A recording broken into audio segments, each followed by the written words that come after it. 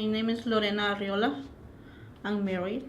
I have 5 kids, one from my first marriage, he's 33, and I have 5 with my husband, 19, 17 today, and she's pansexual. And my twins, and one of my twins is a transgender boy. I from Guatemala. I grew up in a Catholic school with the nuns, just girls. It was fun, a lot of craziness. Going to mass almost every day and the rosary on Fridays. I grew up like being a girl, and it's in a society that you have to be a girl or a boy, and you have pretty good definition on what is each gender and what they expect about you. But in my family, they were pretty open to let me do whatever I want, wear pants or cut my hair like a boy. But I always been a girl, and I never had that doubt about it. I don't know if it's because I grew up in that society or it's just because it's just me. Tomboy, yeah, but a girl.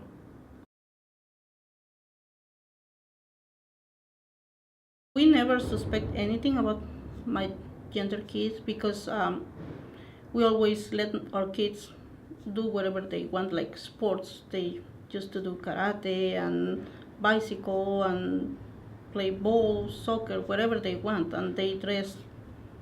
If they wanna dress a dress, that's okay. If they wanna just shorts, that's okay. Wear makeup, they can choose whatever. Then we never suspected. They were just tomboys, little precious tomboys.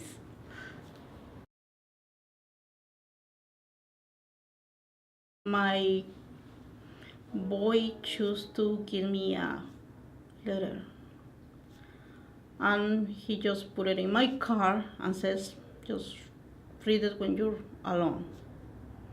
And on the other side of the envelope it says, I have to approach Papi in a different way. And then the first thing was like definition of trans boy, what it is being a trans boy. And then he says, this is your son, your other son. And you may ask, who is this? This is or was Daniela. And I don't want to be Daniela anymore. I want to be Daniel. I don't want to be your little princess. I want to be your young man. And I hope you still love me after this. Your son Daniel. That was the note.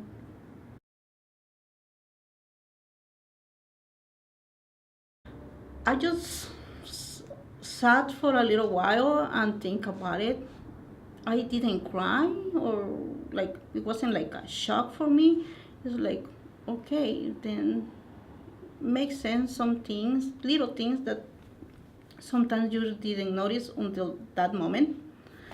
And then I get into the room and ask him why he didn't told me before, and he says that because he was afraid that I wouldn't love him anymore. That's when I start crying and say, how could you think that? Because you're my kid, and so I'm gonna cry again.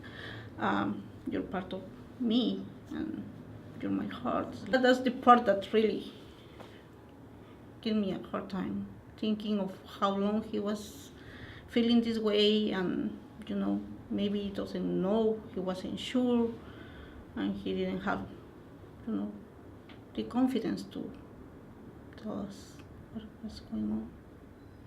The thing that makes me happy is that all my kids knew a long time before us, and they were calling him Dani and him when we were not around the house, and they encouraged him to tell us.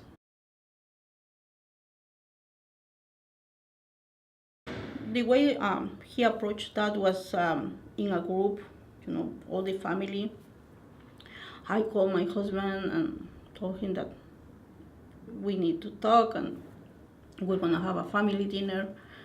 He said, "No, I don't wanna eat. I wanna know what is going on."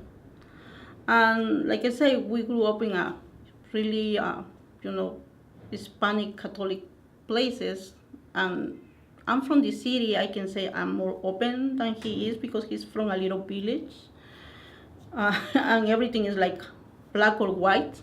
Nothing is in the middle.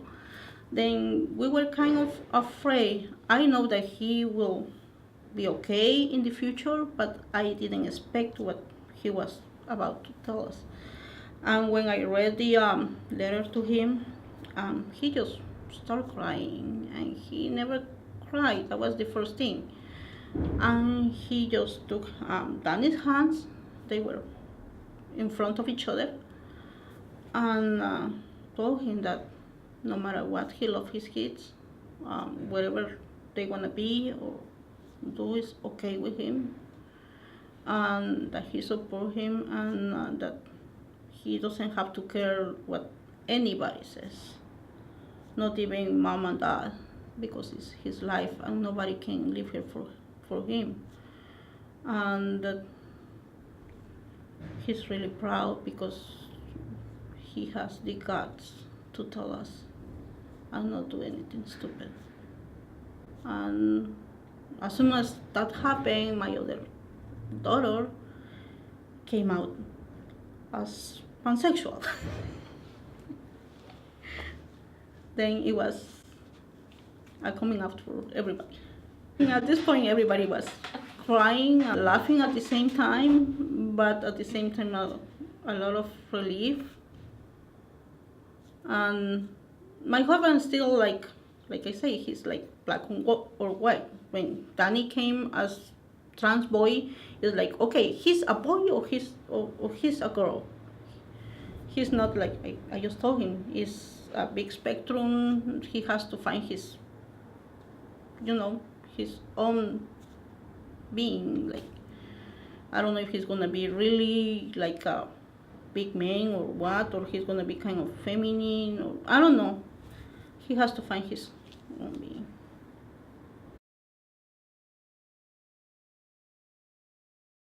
A lot better.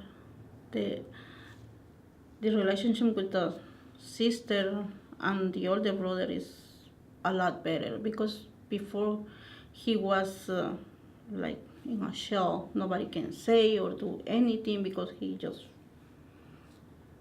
explode. Now he's a lot better. Just with the twin, she give him a lot of support, and she always been there. And the twin is kind of scared of something happened to him. The challenges I face are more like not with the genders, nothing with that. It's teen stuff. Like, don't he doesn't wanna do what he's supposed to do, schoolwork or chores, you know. The only thing that it really break my heart is when he's on his period. He's miserable. He's like he doesn't wanna go out of his room. He's like not talking to anybody, and that really break my heart because I understand he's a boy. He doesn't supposed to be going to this trauma of being on a period. It's traumatized for him. That really made me cry sometimes. He was clear when the first time we sit together and I asked him how he want to do it, if he has a plan, and he already have a plan for everything. And he said, okay, I want to do all the procedures and I have two choices. I can wait until I'm 18 and do it by myself. I gonna do it. And the other one is that you can help me right now. And it's gonna be easier for me, but I need your parent permission. He already started with testosterone 4 months ago, and he's happy about it. Just the acne is not so happy, but yeah.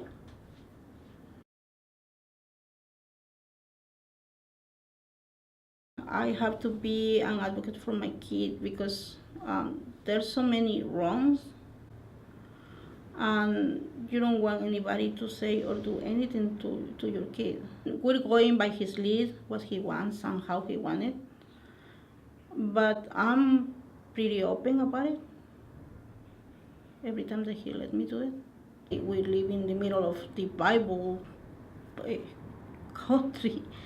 Um, People think that this is something bad, that we teach the kids to be like that, and nobody taught my kid to be transgender. He just felt he knew.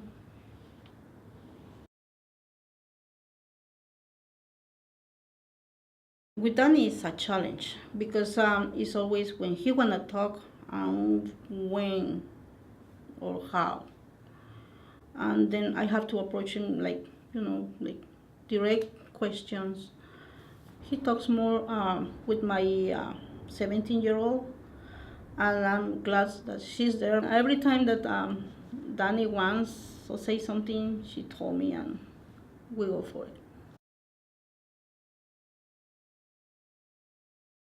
For like 4 years.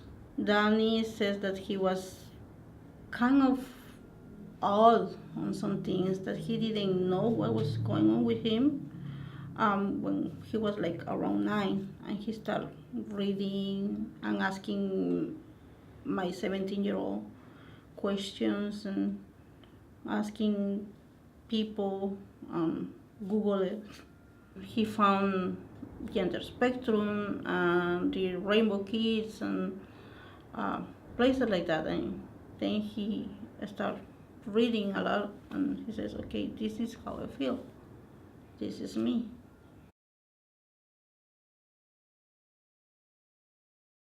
My advice for other parents that going through the same is like, just love your kids. Sometimes they don't have the confidence to talk to us, even they know we love them, but they don't know if we're gonna love them the way they are. It's not their fault. It's nobody's fault. It's the way they are. And for from my perspective, that I'm from a Catholic family, um, God's creation is perfect, and they're perfect the way they are. And I prefer a happy son than a dead daughter. I never cry for Daniela because it's the same person, just in a different package, and a great package, and it's getting better and better.